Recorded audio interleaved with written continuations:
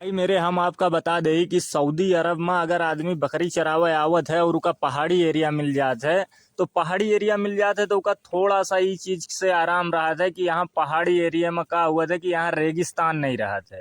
और रेगिस्तान नहीं रहा है तो यहाँ धूल नहीं उड़त है। बाकी यहाँ का माहौल ऐसा है भाई मेरे कि यहाँ गर्मी हुई तो बेरिकॉर्ड गर्मी हुई। और अगर ठंडी हुई तो ठंडी बहुत हुई और बारिश हुई तो यहाँ पर बारिश नहीं होता, यहाँ पत्थर गिरत है डायरेक्ट। और यही मैं यहाँ कहा है कि अब बकरी तुम पत्थर बंजर में यहाँ जंगल में ले चरा रहे हो, काफी दूर आदमी चराओ चराओ चला जाता है। अगर बारिश हुए लगे ना तो आदमी का कहूँ खड़े होने की जगह नहीं मिले थे भाई मेरे।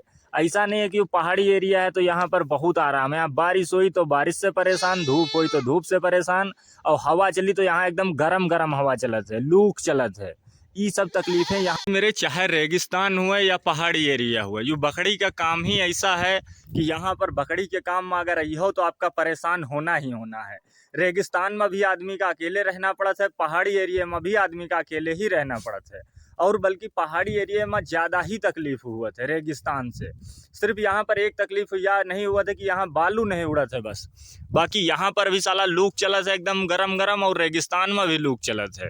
ये दोनों जगह में धूप में वहाँ भी रहना है, धूप में यहाँ पर भी रहना है।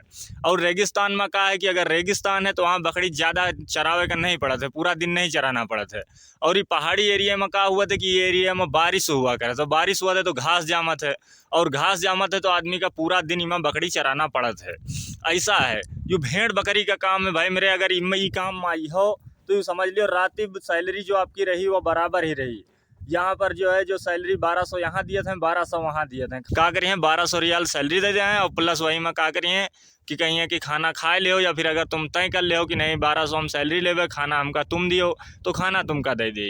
ये भेड़ बकरी का काम है भाई मेरे। जंगल बंजर में ना इमा बहुत ज़्यादा डर रहा था, बहुत ज़्यादा रिस्क रहा था। इमा सम्मा दौड़त दौड़त आदमी परेशान हो जाते है।